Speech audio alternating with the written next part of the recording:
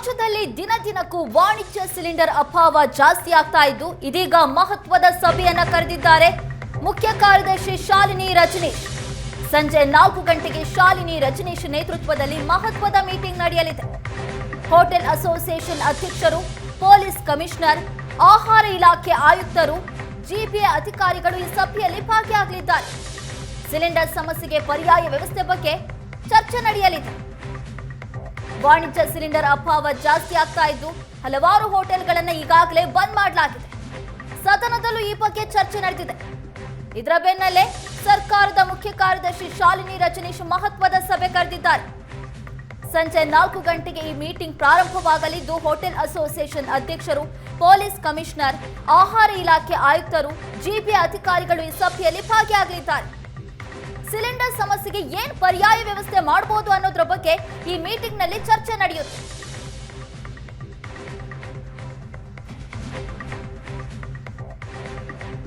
ರಾಜ್ಯದಲ್ಲಿ ದಿನ ದಿನಕ್ಕೂ ವಾಣಿಜ್ಯ ಸಿಲಿಂಡರ್ ಅಭಾವ ಜಾಸ್ತಿ ಆಗ್ತಾ ಇದೆ. ಇದು ಹಲವಾರು ದೇವಾಲಯಗಳಿಗೂ ತಟ್ಟಿದ್ದು ಈಗಾಗಲೇ ಕೆಲವೊಂದು ಹೋಟೆಲ್ಗಳನ್ನು ಕೂಡ ಬಂದ್ ಮಾಡಲಾಗಿದೆ. ಅದರ ಬೆನ್ನಲ್ಲೇ ಮಹತ್ವದ ಸಭೆ ಕರೆದಿದ್ದಾರೆ ಸರ್ಕಾರದ ಮುಖ್ಯ ಕಾರ್ಯದರ್ಶಿ ಶಾಲಿನಿ ರಜನೀಶ್. ಈ ಸಭೆಯಲ್ಲಿ ಸಿಲಿಂಡರ್ ಸಮಸ್ಯೆಗೆ ಏನೆಲ್ಲ ಪರ್ಯಾಯ ವ್ಯವಸ್ಥೆ ಮಾಡಬಹುದು ಅನ್ನೋದ್ರ ಬಗ್ಗೆ ಚರ್ಚೆ ನಡೆಯುತ್ತೆ.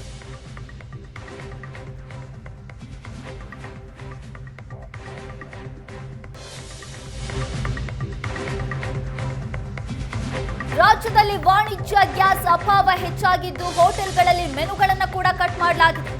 ಗ್ರಾಹಕರು ಸಹಕರಿಸಬೇಕು ಅಂತ ಹೋಟೆಲ್ ಅಸೋಸಿಯೇಷನ್ ಮನವಿ ಮಾಡಿದೆ. ಅಗತ್ಯ ಆಹಾರವನ್ನ ಪೂರೈಕೆ ಮಾಡೋದಕ್ಕೆ ಪ್ರಯತ್ನ ಮಾಡ್ತಿದ್ದೀವಿ. ವಾಣಿಜ್ಯ ಗ್ಯಾಸ್ ವ್ಯತ್ಯಯದಿಂದ ಕೆಲ ಹೋಟೆಲ್ಗಳು ಬಂದ್ ಆಗಿದೆ. ಹೋಟೆಲ್ ಅಸೋಸಿಯೇಷನ್ ಅಧ್ಯಕ್ಷ ಪಿಸಿ ರಾವ್ ಹೇಳಿಕೆ ಕೊಟ್ಟಿದ್ದಾರೆ.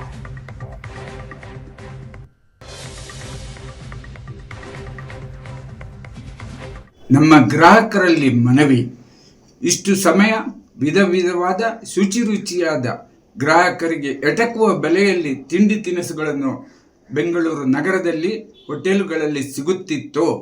ಈಗ ಎಲ್ಲ ಹೋಟೆಲ್ಗಳು ಸಂಕಷ್ಟದಲ್ಲಿ ಸಿಲುಕಿರುತ್ತದೆ. ಕಮರ್ಷಿಯಲ್ ಗ್ಯಾಸ್ ಅಭಾವದಿಂದ ಬಹಳಷ್ಟು ತೊಂದರೆಗಳಾಗುತ್ತಿದೆ. ಈ ಕಾರಣದಿಂದ ಕೆಲವೊಂದು ಹೋಟೆಲ್ಗಳು ತೆರೆಯಲಾಗದೆ ಬಾಗಿಲು ಹಾಕಿರುವುದು ಬೇಸರದ ವಿಷಯ. ಹೀಗಿದ್ದರೂ ಕನಿಷ್ಠ ಕಾಫಿ, ಟೀ ಮತ್ತು ಅಗತ್ಯವಿರುವಂಥ ತಿಂಡಿ ತಿನಿಸುಗಳನ್ನು ಕೊಡುವ ಪ್ರಯತ್ನ ಮಾಡುತ್ತಿದ್ದೇವೆ. ನಮ್ಮಲ್ಲಿರುವಂಥ ಮೆನುವನ್ನು ಕಡಿಮೆ ಮಾಡಿ ಜನಸಾಮಾನ್ಯರಿಗೆ ತಿಂಡಿ ತಿನಿಸುಗಳನ್ನು ಉಣಬಡಿಸುವಂಥ ಎಲ್ಲ ಪ್ರಯತ್ನಗಳನ್ನು ಮಾಡುತ್ತಿದ್ದೇವೆ. ಎಲ್ಲರೂ ಮಂಗಳೂರಿನಲ್ಲೂ ಕೂಡ ಕಮರ್ಷಿಯಲ್ ಗ್ಯಾಸ್ ಅಭಾವ ಹೆಚ್ಚಾಗಿದೆ. ಹೋಟೆಲ್ಗಳಲ್ಲಿ 2 ದಿನಕ್ಕೆ ಆಗುವಷ್ಟು ಮಾತ್ರ ಗ್ಯಾಸ್ ಇದೆ.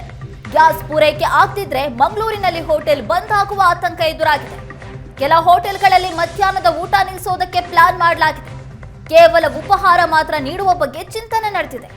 ಇರುವ ಗ್ಯಾಸ್ನಲ್ಲಿ ಉಪಹಾರ ಮಾತ್ರ ನೀಡುವ ಬಗ್ಗೆ ಮಂಗಳೂರಿನಲ್ಲಿ ಚಿಂತನೆ ಮಾಡಲಾಗಿದೆ.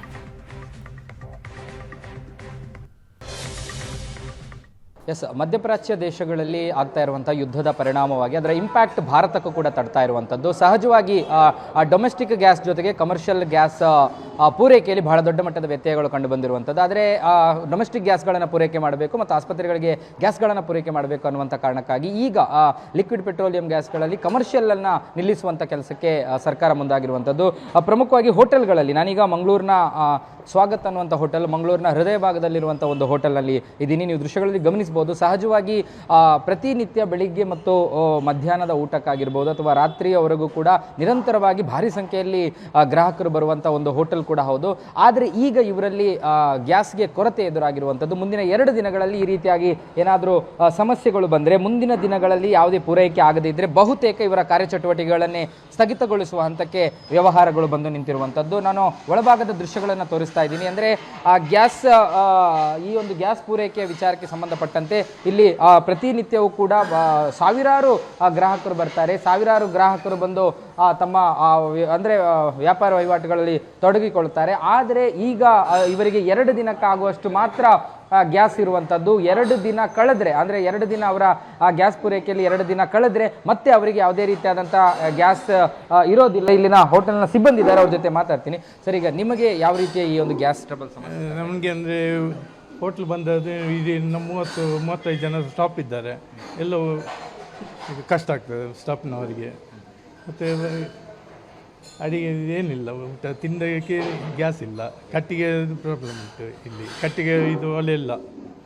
ಓಕೆ, ಈಗ ನೀವು ಎಷ್ಟು ದಿನ ಗ್ಯಾಸ್, ಈಗ ಇರುವಂಥ ಗ್ಯಾಸ್ನಲ್ಲಿ ಎಷ್ಟು ದಿನ ನಡೆಸ್ಬೋದು? ಇರುವಂಥ ಗ್ಯಾಸ್ ಇಲ್ಲ. ನಿನ್ನೆ 2 ಸಿಲಿಂಡರ್ ಸಿಕ್ಕಿದೆ, 4 ಮಾಮೂಲಿ ಬರ್ತದೆ. ನಿನ್ನೆ 2 ಸಿಕ್ಕಿದೆ. ಇವತ್ತು ಊಟ ಕ್ಲೋಸ್ ಮಾಡಿದ್ದೇವೆ, ನಾಳೆಯಿಂದ ಅದು ಇಲ್ಲ.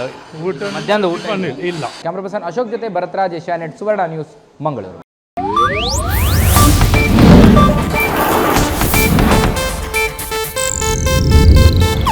ಇದು ಏಷ್ಯಾನೆಟ್ ನ್ಯೂಸ್ ನೆಟ್ವರ್ಕ್ ಪ್ರಸ್ತುತಿ.